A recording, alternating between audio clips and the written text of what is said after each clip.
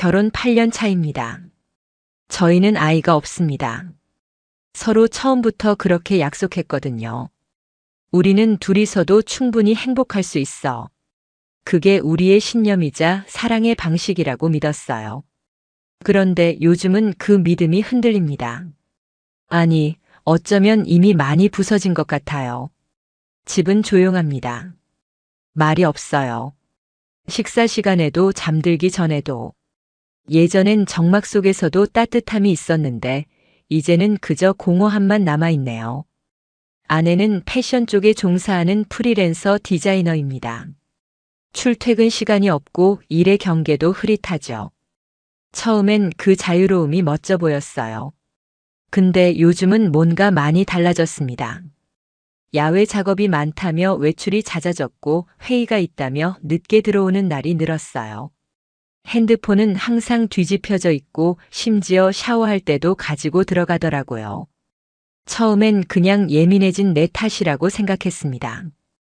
회사 일이 많아져서 스트레스가 쌓인 상태였으니까요. 그날도 그런 날이었어요. 저녁을 먹고 거실에 앉아 있는데 아내가 알 수 없는 이유로 자주 웃더라고요. 휴대폰을 보면서. 물론 아무것도 묻지 않았습니다. 괜히 오해받기 싫었거든요. 하지만 이상했어요. 무언가 분명히 달라졌다는 느낌. 말은 안 해도 느껴지는 그 거리감. 사람 사이에 있는 공기의 온도가 어느 순간 확 변한 걸 눈치는 채기 마련이잖아요. 그날 밤 아내는 늦게 들어왔어요. 11시를 넘긴 시각. 오늘 좀 늦었네? 조심스럽게 물었습니다. 그녀는 미소를 지으며 말했어요. 미팅 끝나고 고객 회사 직원들이랑 회식 겸 간단하게 한잔했어. 그리고는 씻고 바로 누웠습니다.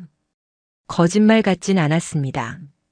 그런데 이상하게 속이 쓰리더라고요. 다음 날 아침 아내는 평소보다 일찍 나갔어요.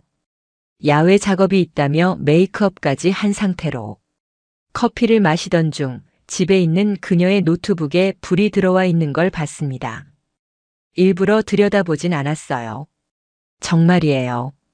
다만 그 순간 문득 한 문장이 떠올랐습니다. 나는 그녀를 정말 알고 있는 걸까? 어쩌면 몰랐던 건지도 모르죠. 아내가 어떤 사람인지, 무엇을 느끼는지, 무엇을 감추고 있는지. 그날 이후로 작은 것들이 계속 마음에 걸리기 시작했습니다. 샤워하고 나온 그녀의 목에 남은 향수 냄새. 아내는 원래 향수를 거의 안 쓰는 사람이에요.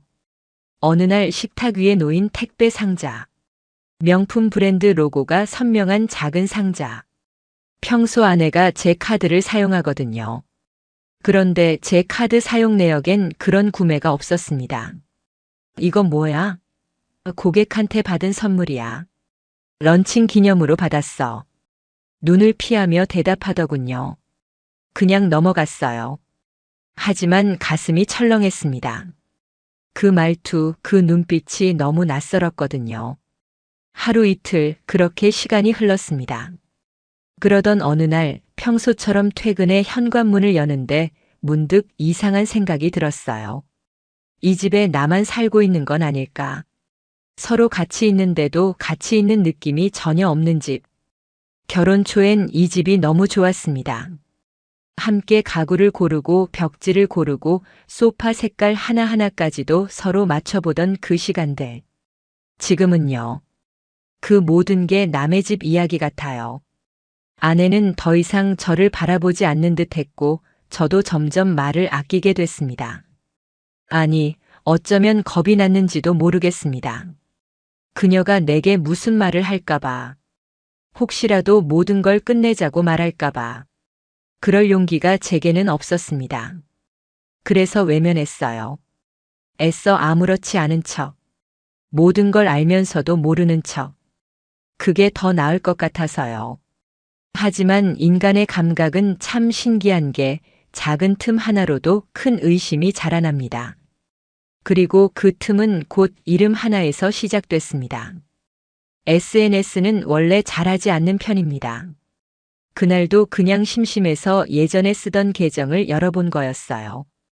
팔로우 목록도 몇 년째 그대로였고 별다른 알림도 없었습니다. 그런데 이상하게도 익숙한 이름 하나가 눈에 띄었어요. 한지석. 한참을 멈췄습니다. 머릿속이 하얘졌어요. 대학 시절 같은 과였고 꽤 친하게 지냈던 친구였습니다. 술도 자주 마셨고 연애 상담도 했던 그런 사이. 졸업하고 나서는 몇 년간 연락이 끊겼었고요. 그 이름이 아내 게시물에 댓글로 달려 있더라고요. 사진 너무 좋다. 감성 여전하네. 처음엔 그냥 반가운 마음이었습니다. 하지만 다시 보니 이상하게 신경이 쓰였어요. 지석이라는 친구가 좀 가벼운 성향이 있었던 친구였어요. 그런 지석이가 아내에게 감성 타령? 그것도 몇 개의 게시물에 연달아 댓글을 달고 있었습니다. 이거 뭐지? 괜히 찝찝한 마음이 들었죠. 그날 밤 자연스럽게 아내에게 물었습니다. 지석이, 너도 알지? 대학 때 친구. 걔가 너 게시물에 댓글 달았던데? 아내는 잠시 멈칫하더니 그냥 웃으며 말했습니다. 아, 지석 씨? 요즘 일적으로 도움 좀 받고 있어. 촬영 코디네이터 한 명 소개해줬거든. 말은 자연스러웠지만 그녀의 눈빛이 묘하게 흔들리고 있었습니다. 그날 이후로 지석이라는 이름이 머릿속을 떠나지 않았어요. 도대체 언제부터 다시 연락을 하게 된 걸까? 내가 모르는 그들의 교류는 얼마나 될까? 며칠 후 아내의 휴대폰이 식탁 위에 놓여 있었습니다. 마침 그녀는 욕실에 있었고요. 무심코 화면을 봤는데 알림창에 지석 오빠라는 이름이 떴습니다. 가슴이 철렁했습니다. 순간 심장이 빠르게 뛰었습니다. 알림 내용은 단순했어요. 오늘도 수고했어. 너랑 있으면 시간이 금방 가. 이건 업무상의 대화가 아니었습니다. 절대 아니었어요. 그날 밤 잠이 오지 않았습니다. 아내는 옆에서 깊게 잠든 듯 했지만 저는 숨이 막혔습니다. 불안과 분노가 얽히며 목까지 올라왔어요. 다음 날부터 저는 조금씩 아내를 관찰하기 시작했습니다. 별말 없이 일상을 지켜보는 척하면서 작은 변화들을 눈에 담았죠. 화장은 전보다 더 정성스럽게 하더라고요. 옷도 바뀌었고 향수도 다른 걸 뿌리기 시작했어요. 그러면서도 저에겐 아무렇지 않게 굴었습니다. 오히려 더 밝고 다정하게. 그게 더 무서웠습니다. 이 사람은 도대체 무슨 생각으로 나와 함께 있는 걸까? 아니, 내가 지금 뭘 놓치고 있는 걸까? 회사에서도 일이 손에 잡히지 않았습니다. 회의 중에도 아내의 표정이, 지석의 문자 내용이 자꾸 떠올랐어요.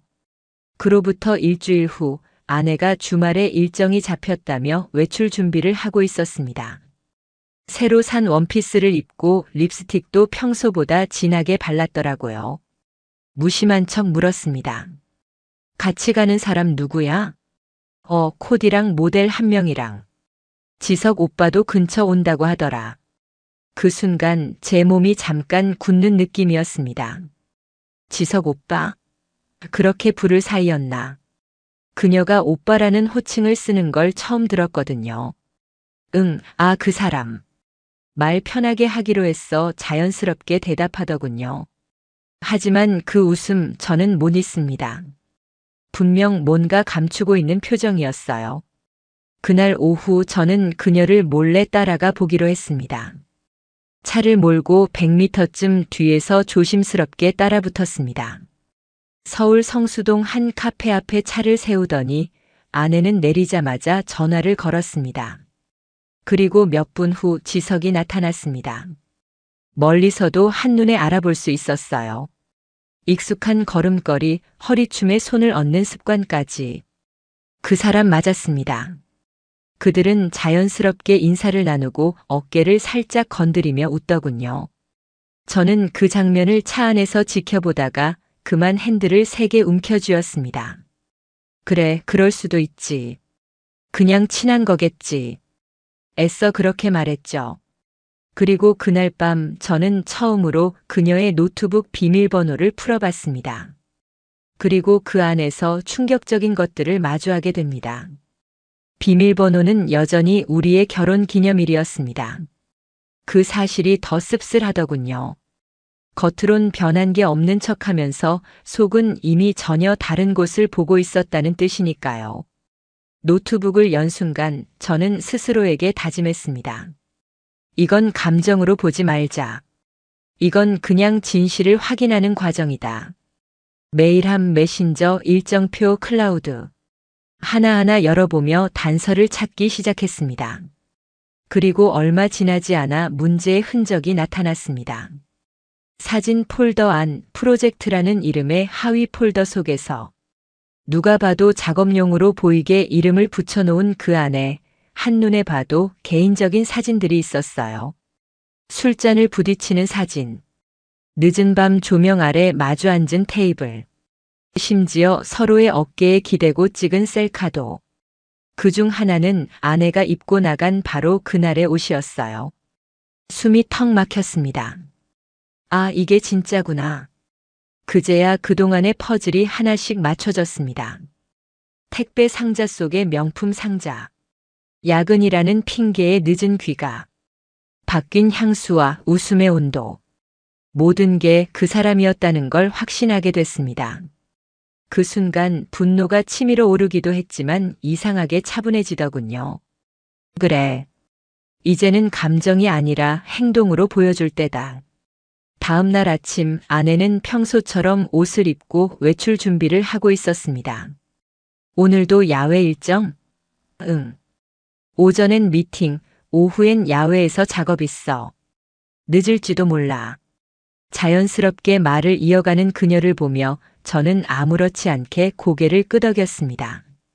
그리고 그녀가 나간 직후 차량 위치 추적 앱을 실행했습니다. 예전에 둘이 함께 썼던 차량 관리 앱. 아직 계정이 남아 있었습니다. 그녀의 차량은 오전 11시 45분 강남 도산공원 근처에 있었습니다. 그리고 오후 2시 차량은 잠실의 한 호텔에 멈췄습니다. 호텔? 잠깐 손이 떨렸습니다. 아무렇지 않게 앉아있던 몸이 금세 긴장으로 굳어갔어요. 잠시 후 이름 모를 짜증과 참을 수 없는 궁금증에 결국 차 키를 들고 나섰습니다. 호텔 앞 주차장. 실제로 거기에 그녀의 차가 있었습니다. 그 자리에서 몇 분간 움직이지 못했습니다. 설마 아니겠지. 아무리 그래도 진짜 호텔은 아니겠지. 하지만 직감은 늘 맞습니다. 제 촉은 말하고 있었습니다. 이미 다 끝났다고. 잠시 후 후문 쪽에서 두 사람이 걸어 나왔습니다. 한지석, 그리고 제 아내. 둘은 자연스럽게 걸었고 서로를 바라보며 웃고 있었습니다. 팔짱을 끼진 않았지만 그 거리와 분위기만으로도 충분했습니다. 저는 그들을 멀리서 지켜봤습니다. 다가가진 않았습니다. 지금은 아직 때가 아니었거든요. 그날 밤 아내는 언제나처럼 태연하게 귀가했습니다. 오늘도 바빴지? 응. 좀 힘들었어. 미팅이 길어졌거든. 거짓말. 거짓말을 너무 자연스럽게 하더군요. 그 순간 저는 스스로에게 물었습니다. 어디까지 알아야 멈출 수 있을까? 지금 멈추면 후회하지 않을까? 더는 바보처럼 살고 싶지 않았습니다. 그날 밤 혼자 소파에 앉아 불 꺼진 거실을 바라봤습니다. 아내는 이미 잠든 듯 했고 집안은 조용했습니다. 가만히 있다 보니 이 집이 더 이상 제 공간 같지 않더군요. 숨이 막혔습니다. 분노와 절망 사이 어딘가에서 감정이 꼬여만 갔어요. 하지만 그 감정에 휘둘릴 수는 없었습니다. 이건 분노로 해결할 문제가 아니야. 이건 계획적으로 움직여야 해. 다음 날 아침 저는 출근 대신 병가를 신청했습니다. 그간 사용하지 않은 누적된 연차로 며칠은 충분히 쉴 수 있었거든요. 그리고 그 시간을 오롯이 정리에 쓰기로 했습니다. 먼저 변호사를 찾았습니다. 서울 서초동의 한 사무실. 지인의 소개로 조용히 상담을 진행했어요. 상간자 소송은 가능하십니다. 다만 명확한 증거가 있어야 하고요. 두 사람이 부적절한 관계였다는 정황 외에 호텔 출입 기록, 메시지 내용, 통화 내역 등이 있으면 유리합니다. 이미 일부 확보한 자료는 있었지만 더 필요했습니다. 그래서 포렌식 업체에 의뢰하기로 했어요. 그 업체는 휴대폰에서 삭제된 메시지 복구, 클라우드 자동 저장 사진 복원, 심지어 통화 녹취 여부까지 확인 가능하다고 하더군요. 저는 아내의 태블릿을 조심스럽게 전달했고 휴대폰 백업 파일도 함께 넘겼습니다. 그 순간 분노도 있었지만 그보다 더 컸던 건 모멸감이었습니다. 내가 매일같이 믿고 마주보던 사람이 내 눈앞에서 이렇게까지 다른 얼굴을 하고 있었다는 사실. 그게 견딜 수 없었어요. 그로부터 일주일 자료 정리가 점점 끝나가고 있었습니다. 호텔 출입 내역 캡처, 두 사람 간 메시지 수십 건, 데이트로 의심되는 장소 위치 기록들. 심지어 지석이라는 남자가 아내 외에도 다른 여성들과 연락을 주고받은 흔적까지 나왔습니다. 이놈 대체 뭐지? 처음엔 그냥 우연히 다시 만난 인연이라 생각했는데 알고 보니 단순한 바람 상대가 아니었던 거죠. 문득 아내가 너무 불쌍하다는 생각도 들었습니다. 지석에게 아내는 수단이었을 뿐이고 그녀는 그걸 모르고 있었다는 게 아이러니하게도 가슴을 아프게 만들었습니다. 그런데도 저는 멈추지 않았습니다. 이제는 돌아갈 수 없었거든요. 모든 자료를 정리한 날 저는 스스로에게 다시 묻습니다. 이 사람을 용서할 수 있나? 이 사람과 다시 사랑이라는 걸 할 수 있을까? 결론은 명확했습니다. 그날 밤 저는 조용히 아내를 바라봤습니다. 소파에 앉아 책을 읽는 그녀의 옆모습. 여전히 아름다웠지만 그 속에 있는 진심은 더 이상 보이지 않았어요. 요즘 많이 지쳐 보여. 우리 대화가 필요할 것 같아. 잠시 정적이 흘렀고 아내는 고개를 살짝 돌렸습니다. 응? 그녀가 놀란 듯 말했어요. 저는 그 말에 그냥 웃었습니다. 그리고 그 다음 날 결정적인 증거가 담긴 USB 하나를 준비했습니다. 모든 걸 정리해 담은 작은 장치 하나. 그걸 그녀 손에 직접 건네기로 마음먹었습니다. 제 심장은 요동쳤지만 감정은 없습니다. 복수는 감정이 아닙니다. 정확함이고 차가운 선택입니다. 주말 오후였습니다. 비가 조금씩 내리던 날. 아내는 집에 있었고 저는 조용히 USB를 책상 위에 올려두었습니다. 이건 뭐야? 그녀가 물었습니다. 저는 눈을 피하지 않고 말했어요. 그냥 같이 보면 좋을 것 같아서. 우리 이야기야. 그녀는 잠시 망설이다가 노트북에 USB를 꽂았습니다. 그 안엔 하나의 폴더만 있었어요. 이름은 2024 기록. 그녀가 더블 클릭을 하자 정리된 폴더들이 열렸습니다. 위치 기록, 호텔 출입 내역, 메신저, 사진. 하나하나 보기만 해도 모든 걸 이해할 수 있을 만큼 선명했습니다. 처음엔 놀란 눈치였습니다. 하지만 곧 그녀는 입술을 깨물며 말없이 화면을 쳐다봤어요. 사진 폴더를 클릭했을 때 그녀의 손이 살짝 떨렸습니다. 한참을 아무 말도 하지 않았어요. 그러다 결국 그녀가 조용히 말했습니다. 언제부터 알고 있었어? 충분히 오래됐어. 그 짧은 대화에 온몸이 무너지는 것 같았습니다. 숨이 막혔고 가슴이 찢어지는 듯 했어요. 왜 아무 말도 안 했어? 그녀가 눈물을 머금은 채 물었지만 저는 그냥 말했습니다. 넌 내게 설명하려고 한 적 없잖아. 언제든 말할 기회 있었는데 그걸 선택한 건 너였어. 그녀는 고개를 숙였습니다.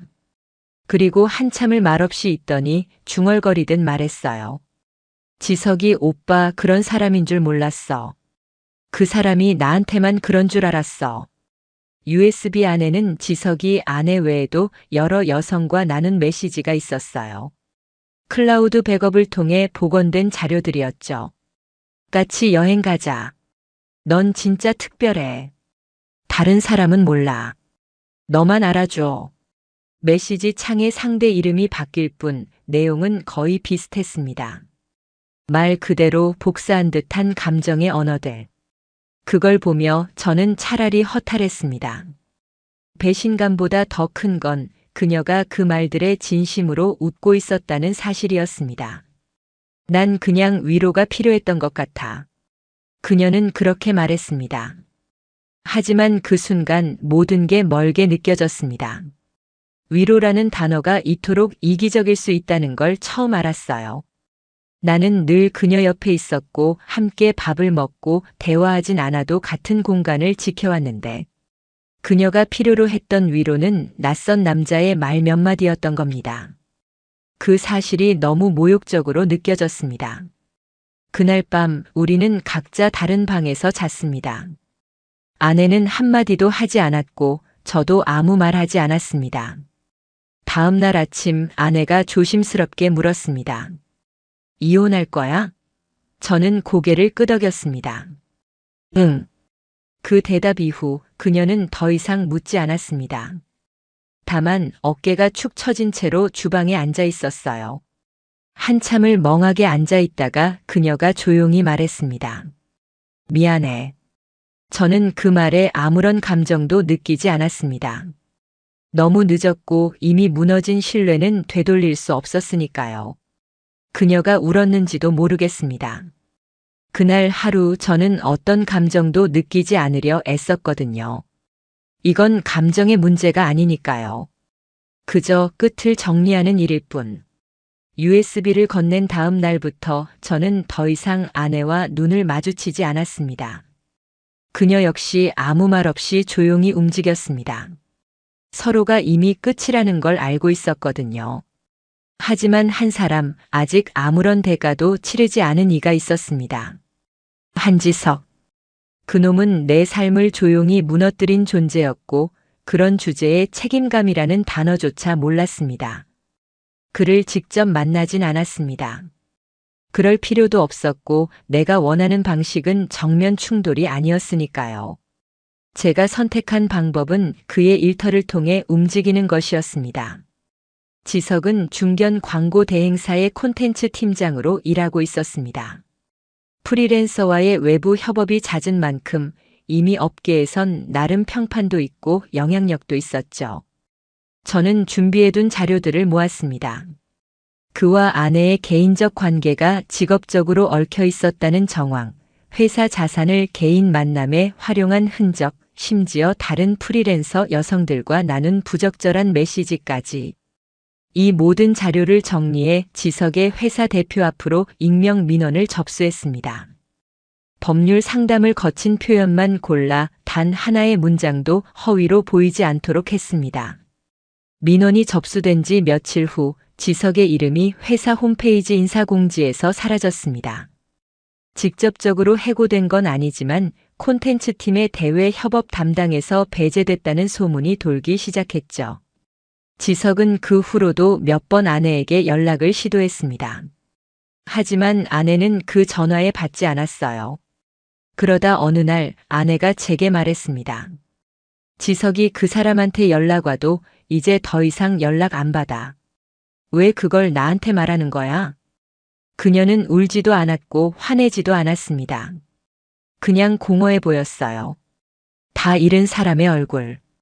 그 말 외엔 달리 표현할 방법이 없었습니다. 사람이란 게 그렇더군요. 누군가를 향한 감정이 다 타버리고 나면 안쓰러움조차 연민이 아닌 무관심으로 바뀝니다. 아내는 더 이상 지석을 기다리지도 저를 붙잡지도 않았습니다. 그저 조용히 무너져가고 있었어요. 며칠 후 아내는 부모님 댁으로 잠시 다녀오겠다며 짐을 챙겼습니다. 작은 캐리어 하나. 그걸 보면서 생각했어요. 이 집을 떠나는 사람은 그녀지만 사실상 내 안에서 떠나보낸 건 이미 오래전이라는 걸. 아내가 현관문을 나서는 모습을 조용히 지켜봤습니다. 그리고 그 문이 닫힌 순간 이상하게도 안도감이 밀려왔어요. 사람이 이렇게까지 변할 수 있다는 걸 직접 경험하기 전까진 믿지 않았습니다. 하지만 결국 사람은 변했고 관계도 무너졌습니다. 단지 시간의 문제였을 뿐. 집안이 조용했습니다. 아내가 떠나고 나서 이곳은 더 이상 우리의 공간이 아니었죠. 소파, 식탁, 침대. 모든 가구는 그대로인데 공간의 온도가 완전히 달라졌습니다. 차갑고 비어있고 이상하게 낯설었습니다. 며칠을 그렇게 멍하니 보냈습니다. 감정이 들끓는 것도 아니고 분노가 타오르는 것도 아닌 그냥 아무 생각이 들지 않더군요. 그러다 문득 이제 마무리할 때가 됐다는 생각이 들었습니다. 그래서 변호사에게 전화를 걸었습니다. 이혼 진행해 주세요. 상대 측에도 통보해 주세요. 그 말이 내 입에서 나오는 순간 참 이상한 기분이었습니다. 슬프지도 시원하지도 않았어요. 그냥 해야 할 일을 했다는 느낌. 며칠 후 아내가 다시 집으로 왔습니다. 서류를 받기 위해서였죠. 식탁 너머로 마주 앉은 우리는 처음 보는 사람처럼 조용히 앉아 있었습니다. 그러다 그녀가 먼저 입을 열었어요. 여보, 나는 그냥 자기가 나한테 관심이 없어진 줄 알았어. 한참을 망설이다 겨우 꺼낸 말이었습니다. 저는 잠시 숨을 골랐습니다. 그래서 그걸 확인하려고 다른 사람을 만난 거야? 그녀는 대답하지 않았습니다. 그 침묵이 어쩌면 가장 정직한 대답이었는지도 모르죠. 용서해달라고 말하고 싶진 않아. 그럴 자격도 없고 이미 다 망가졌으니까. 그녀가 고개를 숙이며 말했습니다. 목소리가 떨리고 있었어요. 저는 조용히 서류를 꺼냈습니다. 이혼 합의서. 조건은 간단했습니다. 재산 분할 없음. 집은 제 명의로. 모든 권리 포기. 그녀는 아무 말 없이 서명을 했습니다. 그렇게 우리는 8년의 결혼 생활을 정리했습니다. 서류를 건네받은 후 제가 마지막으로 말했습니다. 용서를 구하는 건 내 자유야. 하지만 용서할 의무는 내게 없어. 그녀는 아무 말 없이 고개를 끄덕였습니다. 그 순간 가슴이 찢어지는 아픔이 밀려왔습니다. 이 사람이 한때 내가 전부였던 사람이었는데 이제는 남보다도 더 먼 존재가 되어버렸다는 사실이. 아내가 떠나고 서류를 봉투에 넣은 뒤 저는 그대로 거실에 앉았습니다. 눈물이 나지는 않았습니다. 하지만 온몸에 전율이 흘렀습니다. 마치 몸속 어딘가 내가 부여잡고 있던 무언가가 완전히 빠져나간 느낌이었어요. 그날 밤 아무것도 하지 않고 그저 조용히 커튼을 열었습니다. 밖에는 가을비가 내리고 있었어요. 그걸 보며 생각했습니다. 이제 정말 끝났구나. 긴 터널 같았던 지난 몇 달이 이제야 끝난 것 같았습니다. 그리고 저는 다시 시작할 준비를 해야 했습니다. 몇 달이 흘렀습니다. 이혼 서류에 도장이 찍힌 이후 모든 것이 조금씩 달라졌습니다. 우선 집을 정리했습니다. 그녀와 함께 고른 커튼, 둘이 마주 앉았던 식탁, 침대 옆 협탁에 놓여있던 조명까지. 하나씩 버리기보단 그냥 새로 시작하는 게 낫겠더군요. 부동산을 통해 집을 정리했고 조용한 동네의 작은 아파트로 옮겼습니다. 낯선 공간에 처음 들어섰을 때 기분이 묘했습니다.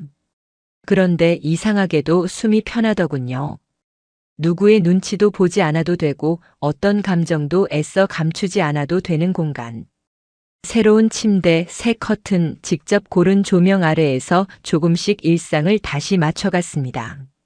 출근 전 아침 햇살을 맞으며 커피를 내리고 작은 선반 위에 책 한 권을 올려두고 그렇게 하루를 시작하는 게 이제는 낯설지 않습니다. 가끔씩 그녀가 생각나기도 합니다. 그 사람이 어떤 표정으로 그날 나를 마주했는지, 무슨 마음으로 지석을 만났는지. 하지만 이제는 더 이상 원망하지 않습니다. 그건 제 몫이 아니니까요. 그건 그 사람의 선택이었고 그 대가는 이미 충분히 치렀다고 생각합니다. 지석이 어떻게 살고 있는지는 모릅니다. 더 이상 궁금하지도 않고요. 다만 그 일이 없었다면 나는 지금 이 자리에 있지 못했을 겁니다. 그 고통스러웠던 시간들이 결국은 나를 다시 일으켜 세운 셈이니까요. 지금 이 순간 새로 이사한 집의 창가에 앉아 커피를 내리고 있으면 문득 그런 생각이 듭니다. 내가 무너졌다고 생각했던 그 순간 정작 무너진 건 나 자신이 아니라 내가 믿고 있었던 착각들이었구나. 나는 여전히 나고 나는 여전히 살아 있습니다. 그리고 무엇보다 나는 이제 나를 다시 지킬 수 있는 사람이 되었다는 것. 그게 이 이야기의 마지막이자 내 인생의 새로운 시작입니다. 저는 평범한 회사원으로 일하고 있었습니다. 결혼한 지 5년이 넘었고 아내와는 늘 행복하다고 생각했었죠. 그런데 그때 볼링 동호회를 시작하면서 모든 게 뒤틀리기 시작했어요. 사실 아내는 볼링을 좋아했지만 저는 별로 관심이 없었거든요. 그러다 어느 날 아내가 볼링 동호회에 가입했어요 라고 말했을 때 전혀 의심하지 않았습니다. 아내가 뭔가 새로운 취미를 시작한 것이라고 생각했어요. 그녀가 그렇게 밝은 모습을 보일 때마다 저는 그저 자랑스럽고 기분 좋기만 했죠. 하지만 동호회에 가입한 후부터 아내는 점점 집에 늦게 들어오거나 자주 외출하는 일이 많아졌습니다. 처음에는 일이 바빠서 그랬겠거니 하고 넘어갔지만 어느 날 아내가 오늘은 동호회에서 중요한 경기 있어라고 말했을 땐 저는 뭔가 이상한 느낌을 받았어요. 왜 중요한 경기가 동호회에 그렇게 자주 있는 거지? 라고 생각하면서도 그때는 별다른 의심을 하지 않았습니다. 그러다 며칠 전 회사에서 일하고 있을 때 아내가 보내준 메시지를 우연히 보게 되었어요. 오늘 같이 볼링 할 사람이랑 너무 친해져서 좋다는 내용이었죠. 그 메시지를 본 순간 제 가슴이 철렁 내려앉았어요. 같이 볼링 할 사람이 도대체 누구지? 아내는 항상 나와만 볼링을 하곤 했었거든요. 그 메시지를 보고부터 아내와 같이 볼링 하던 사람이 정말 궁금해졌습니다. 어느 날 퇴근 후 아내가 또 동호회에 가야 한다며 집을 나갔어요. 저는 그때 처음으로 아내가 뭔가 숨기고 있다는 생각을 했습니다. 그래서 일부러 아내가 나간 후 집을 나섰습니다. 몰래 동호회에 가서 아내가 누구와 함께 시간을 보내고 있는지 확인하고 싶었죠. 그때 저는 아내가 동호회에 도착한 후 곧 다른 남자와 함께 볼링 연습을 하는 모습을 보게 됐어요. 그 남자는 너무나 친근하게 아내의 어깨에 손을 올리고 웃으며 대화를 나누고 있었죠. 아내의 얼굴은 미소로 가득 차 있었고 그 남자와의 관계가 전혀 친구 사이처럼 보이지 않았어요. 그 남자는 몸집이 크고 운동을 잘할 것 같은 인상이었어요. 딱히 특별할 건 없었지만 아내와 너무나 가까워 보였죠. 그 순간 제 가슴에 어떤 비수가 꽂힌 듯한 느낌이 들었어요. 아내는 왜 이렇게 다른 사람과 즐거워하는 걸까? 왜 나는 그런 모습을 본 적이 없었을까? 갑자기 화가 났고 억울한 감정이 밀려왔습니다. 그 후로 며칠이 지났고 아내는 계속해서 동호회 모임에 자주 갔습니다. 그리고 어느 날 예상치 못한 일이 일어났죠. 회사에서 점심시간에 동료들과 이야기를 나누고 있었을 때 그 남자가 제 앞에 나타났어요. 아내와 친하게 지내던 그 남자가 회사 동료였던 겁니다. 저는 그 순간 정말 얼어붙은 기분이었어요. 아니, 어떻게 아내가 그렇게 친하게 지내던 사람이 내 직장 동료일 수 있지? 그 남자는 회사의 다른 부서에서 일하는 사람인데 나와는 업무상 관계가 전혀 없었기에 아내와 그가 이렇게 가까운 사이일 줄은 전혀 상상하지 못했어요. 하지만 그 남자는 전혀 의심을 살 만한 행동을 하지 않았습니다. 오히려 저는 그가 제게 다가오면 어떻게 반응해야 할지 몰랐어요. 그때부터 저는 아내와 그 남자 사이에 뭔가 심상치 않은 관계가 있다는 것을 확신하게 되었어요. 그리고 시간이 갈수록 그 둘이 더 친밀하게 지내는 모습이 계속 떠오르며 제 머릿속은 점점 더 혼란스러워졌죠. 그날 아내가 퇴근 후 집에 돌아오자 저는 아무렇지도 않게 말을 걸었습니다. 오늘도 동호회에서 재밌었어? 라고 묻자 아내는 평소처럼 웃으며 응, 아주 재밌었어 라고 대답했어요. 하지만 그 미소 뒤에 숨어 있는 감정을 알 수 없었습니다. 그 순간 저는 아내가 어떤 비밀을 숨기고 있다는 확신을 갖게 되었고, 이 비밀을 풀기 위해 계획을 세우기 시작했습니다. 그 이후로 저는 아내가 집에 늦게 돌아오는 일이 더 자주 생겼습니다. 그럴 때마다 의심이 커졌어요. 아내는 늘 볼링 동호회에서 시간을 보내고 그와 함께 하는 시간이 늘어나면서 점점 더 멀어지는 느낌이 들었습니다. 한 번은 아내가 저녁을 준비하던 중에도 볼링 동호회 일정에 맞춰서 오늘은 좀 늦을 거야 라고 말했죠. 저는 그때 아내가 뭔가 숨기고 있다는 생각이 들었어요. 며칠 후 아내가 동호회에서 어떤 남자와 함께 볼링을 하는 모습을 우연히 보게 되었습니다. 그 남자 정말 생각지도 못한 사람이었죠.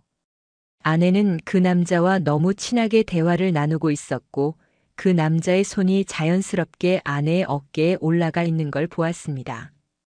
그 순간 내 안에서 뭔가 끓어오르는 감정을 느꼈어요. 분노, 배신, 억울함, 이 모든 것이 한꺼번에 밀려왔습니다.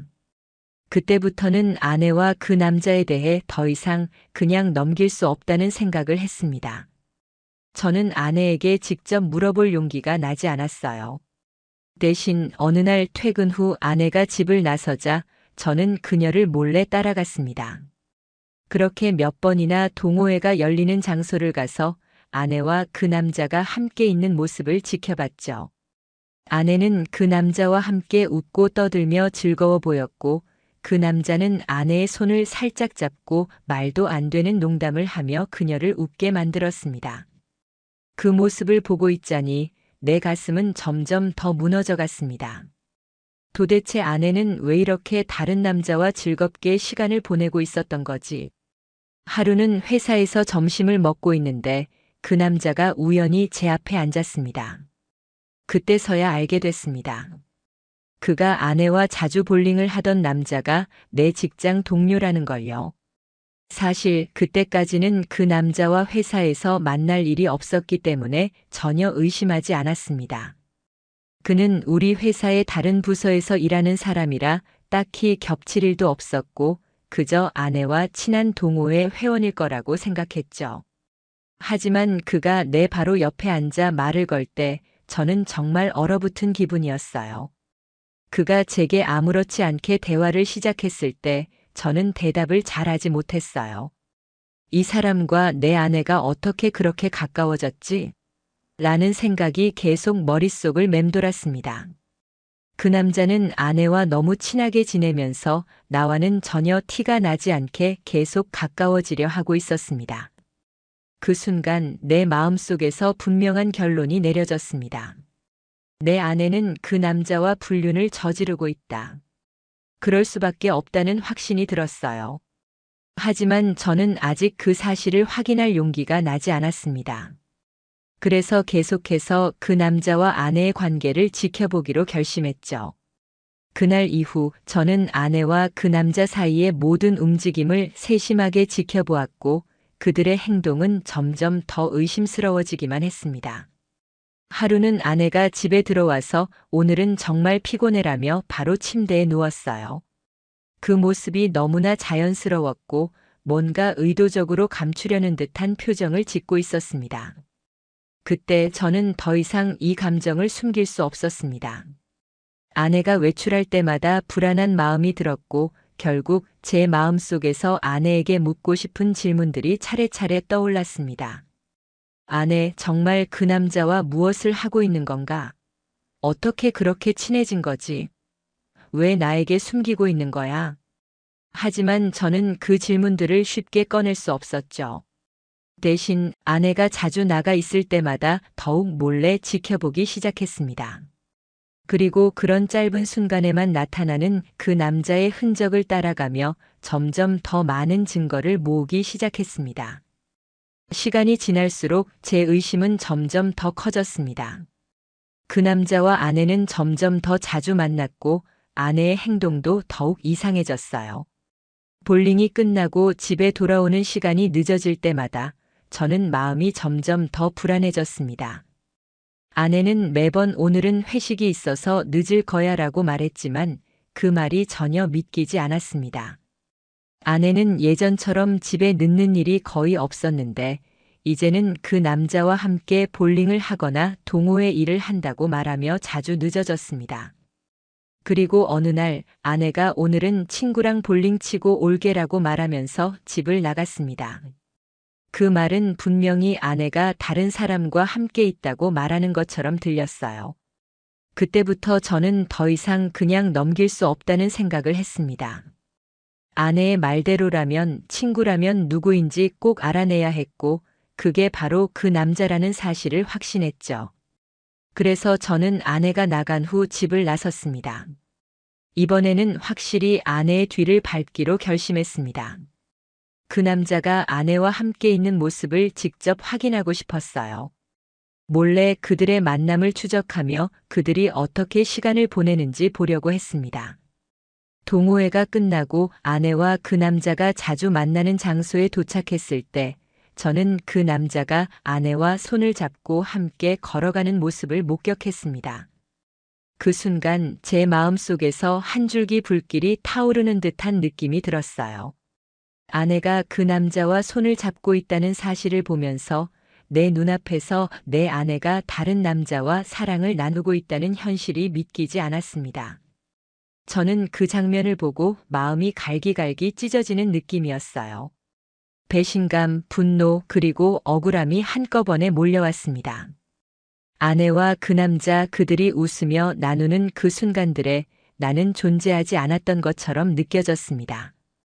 저는 그들이 서로에게 너무나 편안하고 친밀하게 다가가는 모습을 보며 내가 아내와 공유했던 시간들이 얼마나 헛된 것이었는지 실감하게 되었어요. 그날 밤 아내가 집에 들어왔을 때 저는 그녀에게 아무렇지도 않은 척 말했어요. 오늘은 늦었네, 재밌었어?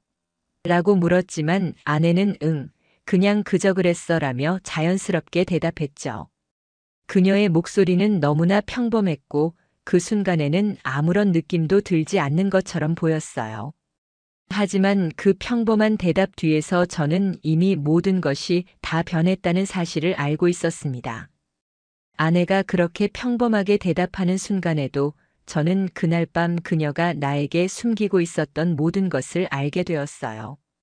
그리고 몇 일이 지나 회사에서 그 남자와 다시 마주쳤을 때 그가 의도적으로 나에게 다가오며 말을 걸었습니다. 오늘 날씨 좋네요. 볼링 치는 게 재밌었죠? 라며 웃으면서 얘기하는 그 남자의 모습을 보자 제 심장은 더 빨리 뛰기 시작했어요.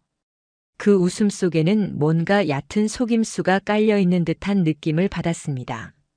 나는 그저 그렇네라고 대답했지만 그와의 대화가 끝난 후 마음속에서는 더 이상 그가 내 앞에서 아무런 진지함 없이 웃을 수 없다는 생각이 들었습니다. 그 남자, 내 아내와 불륜을 저지르고 있는 그 남자와 함께 일하는 현실. 그 사실이 너무나 끔찍하게 느껴졌습니다. 이제는 더 이상 그가 나에게 접근하는 것을 허용할 수 없었습니다.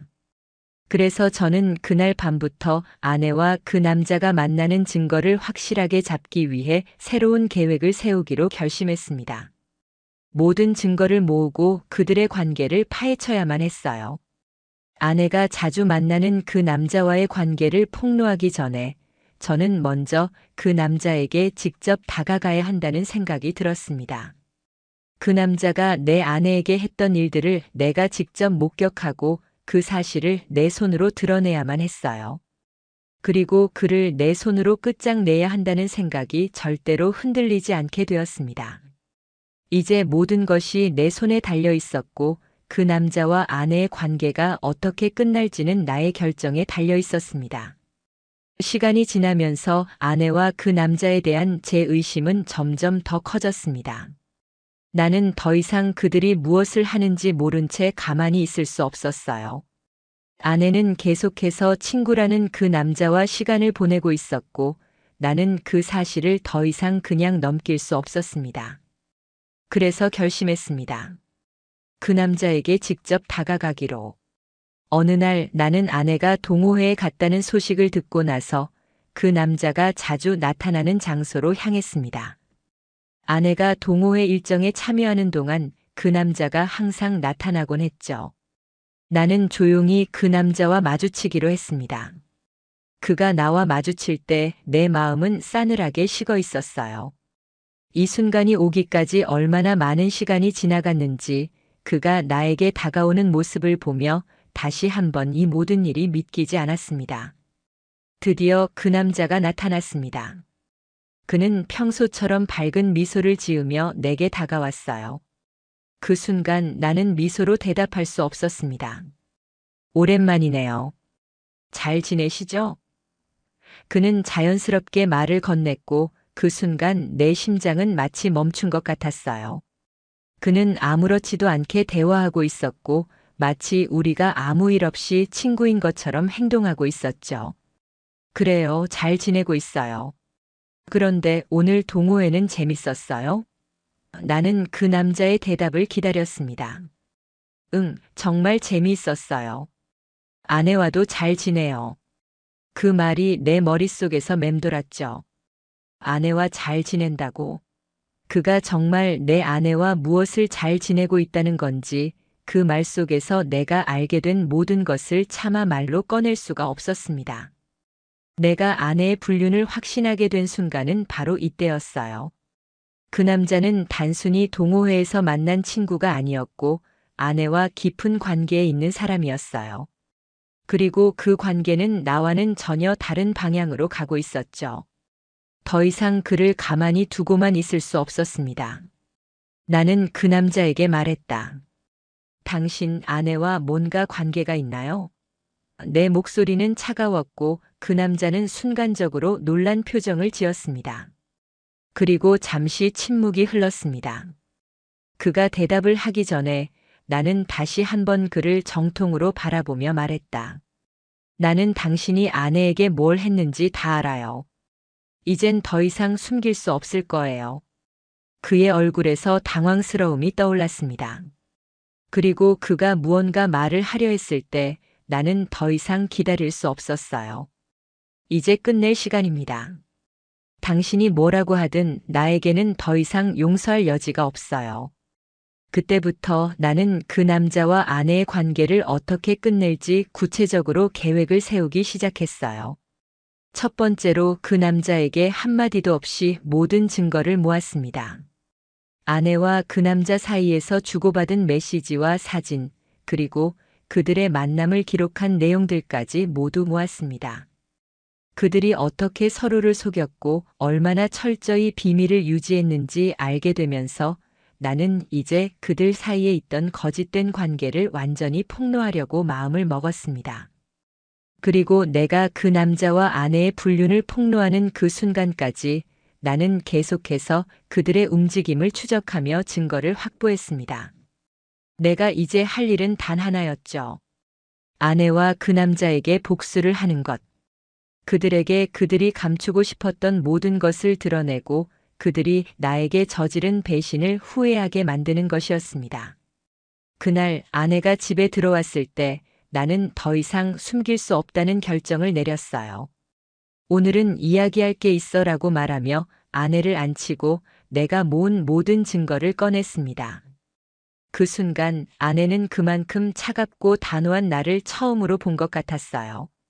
그리고 나는 아내에게 말했다. 당신 이제 더 이상 숨길 수 없어요. 내가 모든 걸 알게 되었어요. 그날 밤 아내는 내가 꺼낸 증거들을 보고 놀람과 당황스러움이 뒤섞인 얼굴로 나를 바라봤어요. 처음엔 아무 말도 못하고 멍하니 서 있더니 갑자기 눈물이 쏟아지기 시작했죠. 그 모습에 나는 아무런 감정도 느끼지 않았습니다. 그동안 내가 얼마나 그녀를 믿었는지, 그리고 그 믿음이 이렇게 배신당했을 때의 감정이 얼마나 비참한지 깨닫게 되었습니다. 왜 그랬어? 라고 나는 차갑게 물었어요. 아내는 울먹이며 답하려 했지만 내 마음은 이미 얼어붙어 있었습니다. 오빠 정말 미안해. 내가 잘못했어. 그 사람과는 내가 정말 정신이 나갔었어. 그녀는 계속해서 반복하며 사과를 했지만 나는 그런 말들이 더 이상 듣고 싶지 않았습니다. 그 모든 말들이 나에게는 아무런 의미가 없었어요. 그녀가 그 남자와 함께 보내온 시간들이 떠오르며 내 마음속에 있던 분노는 더 커져갔습니다. 미안하다고? 그게 다야? 나는 더 이상 그 누구에게도 양보할 수 없다는 결심을 하고 아내를 응시했습니다. 그동안 얼마나 나를 속였어? 얼마나 많은 거짓말을 해왔지? 나를 어떻게 배신할 수 있었냐고. 내가 말하는 동안 아내는 고개를 숙인 채 아무 말도 하지 못했어요. 눈물만 흘리며 떨고 있었죠. 그때 나는 그녀에게 마지막 경고를 주기로 결심했습니다. 이제 당신이 선택해야 할 시간이다.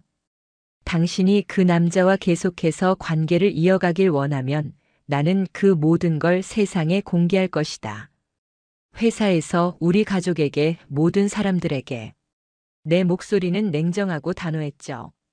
아내는 더 이상 아무 말도 할 수 없었어요. 그녀는 고개를 떨구며 무릎을 꿇었고 그 모습에 나는 더 이상 아무런 동정도 용서도 느끼지 않았습니다. 내 안에 있는 분노와 배신감은 이미 너무 커져서 그녀를 보고 싶은 마음조차 들지 않았습니다. 그 남자에게도 분명히 복수를 해야 했습니다. 아내와 그가 얼마나 치밀하게 비밀을 지켰는지 그 모든 사실들을 세상에 공개해야만 했습니다. 그가 내 아내와 함께 했던 모든 순간들이 얼마나 부끄럽고 치욕스러운지 그에게도 제대로 된 대가를 치르게 해야 한다고 생각했어요. 나는 그 남자에게 다시 연락을 취했고 그가 내 앞에 나타났을 때 그의 표정은 이미 전과 달리 어두워졌습니다. 내가 증거를 다 모았다는 걸 알았기 때문이었죠. 지금부터는 내가 말할 차례다. 나는 그에게 경고를 주었고 그는 침묵하며 듣고 있었습니다.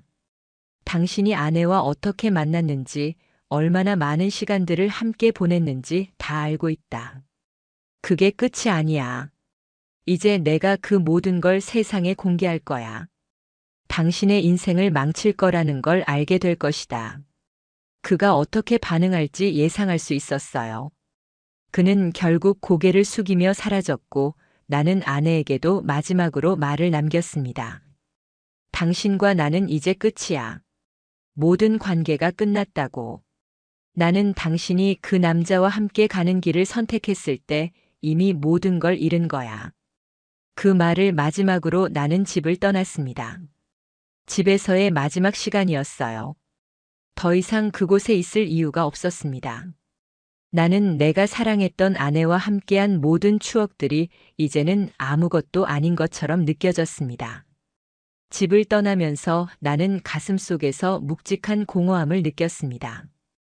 복수를 했다고 해서 내가 정말 원하는 감정이 해결된 건 아니었어요. 복수를 통해 얻은 것은 단지 가슴이 조금 더 시원해지는 느낌뿐이었습니다. 하지만 나는 이제 더 이상 과거에 묶여 있을 수 없었습니다. 이 모든 일을 마친 후 나는 새로운 시작을 하기로 결심했습니다.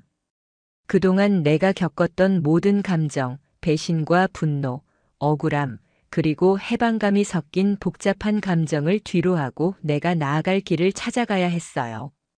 결국 나는 회사를 떠나 새로운 시작을 할 곳으로 향했습니다. 서울을 떠나 다른 곳에서 새롭게 삶을 시작하기로 했죠. 그곳에서 나는 자신만의 인생을 다시 만들어 갈 수 있을 거라고 믿었습니다. 그리고 나는 그동안 나를 배신했던 모든 이들과의 관계를 단절하고 새로운 사람들과 함께 더 나은 삶을 살아가기로 마음먹었습니다. 이제는 복수와 배신의 감정이 아닌 진정한 나를 찾을 수 있을 것 같았습니다. 내 인생의 새로운 시작을 위한 준비가 다 끝났어요.